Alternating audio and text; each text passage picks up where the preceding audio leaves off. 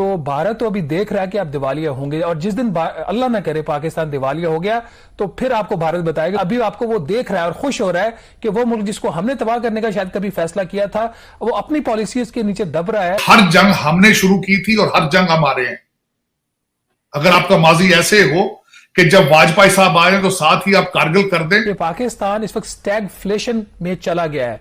Stagflation एक इंतहाई बुरी सूरत हाल होती है, और आने वाला साल भी कोई इसमें इतना ज्यादा आपको प्रॉमिसिंग नहीं लगता। नहीं, हाँ। बहुत टफ, अगले 2 साल भी बहुत टफ है। अब हुआ ये है कि पाकिस्तान बनने के बाद करते करते अब हम उस स्टेज पर आ गए हैं कि हम मसाइल में घिर चुके हैं, और मुझे नहीं लगता कि कोई भी गवर्नमेंट, कल बेशक 2/3 गवर्नमेंट किसी की भी आ जाए कि ओवरनाइट वो चीजें चेंज कर लेंगे। शायद ये मुल्क, मतलब आई हैव टू से कि ये अब गवर्नेबल उस तरीके से रहा नहीं है, मुझे ये लगता है। 5 अरब 82 करोड़ डॉलर पाकिस्तान के रिजर्व्स हैं, और जो इंडिया का स्टेट रिजर्व है वो 563.5 अरब डॉलर्स है। जो हमारी अफगान पॉलिसी है उसकी जो नाकामी है वो भी अब हमारे सामने है।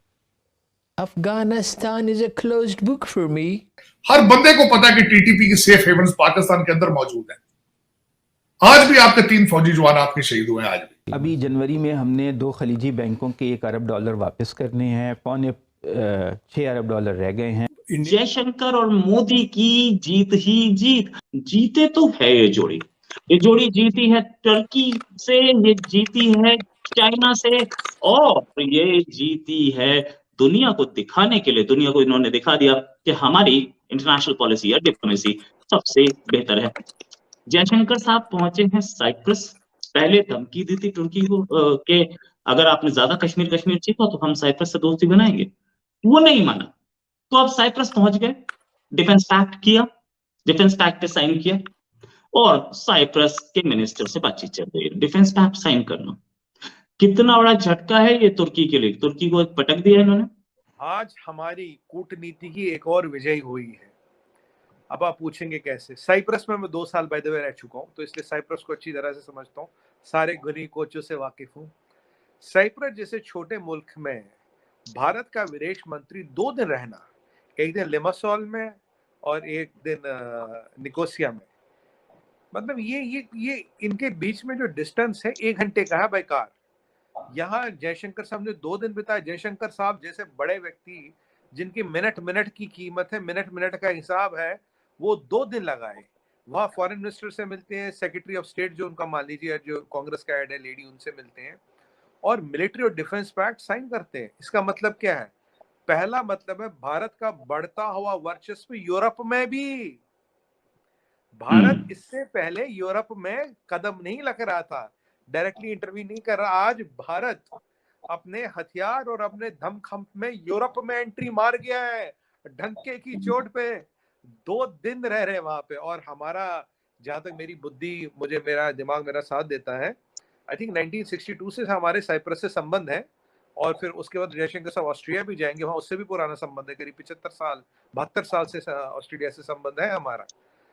और ये 27 साल में पहले ऐसे विदेश मंत्री को जो ऑस्ट्रिया जाएंगे। देखिए ऑस्ट्रिया एक नॉर्मल चीज है, तो मतलब मैं जो इस चीज से इसको देख रहा हूँ रोहित भाई, ये यूरोप में हम अपना परचम लहरा रहे हैं, मिडिल ईस्ट में हम हैं, अफ्रीका में हम हैं, साउथ अमेरिका में हम हैं, और कहीं ना कहीं अब हम यूरोप में भी अपना परचम लहरा रहे हैं।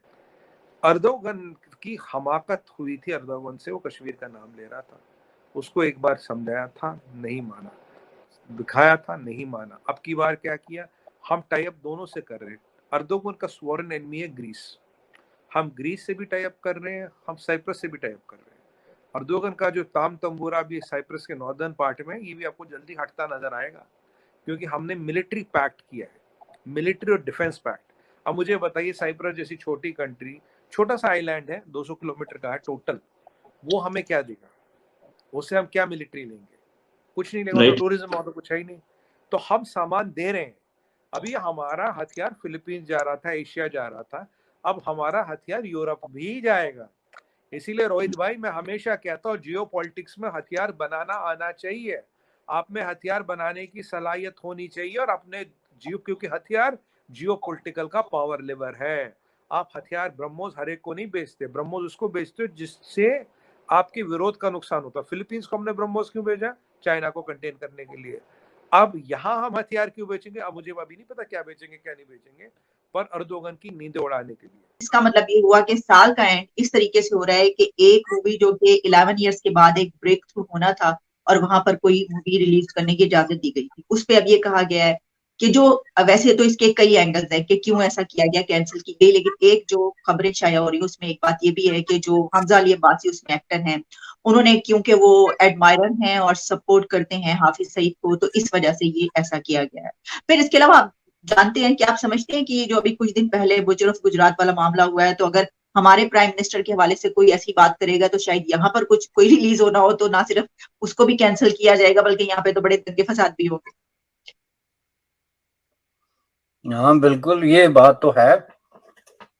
अब ये जो रिलीज की खबर आई है, लेटेस्ट खबर है कि नहीं हो रही और इस वजह से नहीं हो रही, लेकिन अगर ये खबर ना भी आती तो ये एक्सपेक्टेड था। चूंकि पहली बात ये देखना है कि जो आपके 11 साल से मूवीज इधर उधर दोनों तरफ जो है उन पे नहीं चल रही हैं, पाबंदी है, तो जाहिर है उसकी एक पूरी बैकग्राउंड है, और वो बैकग्राउंड आपके सामने है जिसपे हम बारह डिस्कशन कर चुके हैं कि पाकिस्तान और इंडिया के दरमियान जो ताल्लुकात की खराबी जो है वो एक ऐसे पॉइंट पे जी, पॉइंट ऑफ नो टॉलरेंस जिसको आप कह सकते हैं सिंपल जबान में। लेकिन ये आप देखेंगे इंडिया और पाकिस्तान के दरमियान हर फ्रंट पे जो है एक वार हो रही है, जिसको मुख्तलिफ लोग मुख्तलिफ नाम दे रहे हैं।